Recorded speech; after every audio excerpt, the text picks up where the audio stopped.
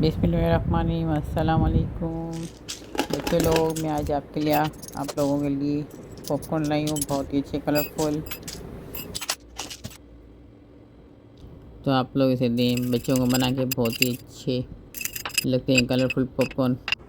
और बच्चे घर में होते हैं ज़रा एंजॉय भी करते हैं, खाते हैं मिल के सब। और बाहर की चीज़ों से तो बेस्ट है कि हम घर में बना के दें, और जल्दी बन भी जाते हैं 3-4 मिनट में।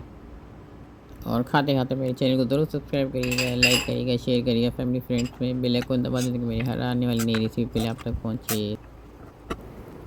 तो बहुत ही मज़ा आएगा, पार्टी करें साथ में दोस्तों के साथ। और खैर बड़े भी खाते हैं, हम भी खाते हैं ये सब। तो आप लोग भी सब इंजॉय करें और खाएं मज़े से।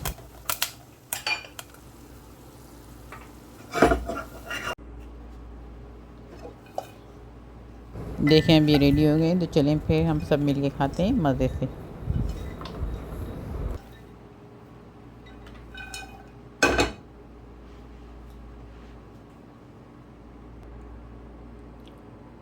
देखिए अब आप लोग बच्चे लोग ये सब खाएं कलरफुल पॉपकॉर्न।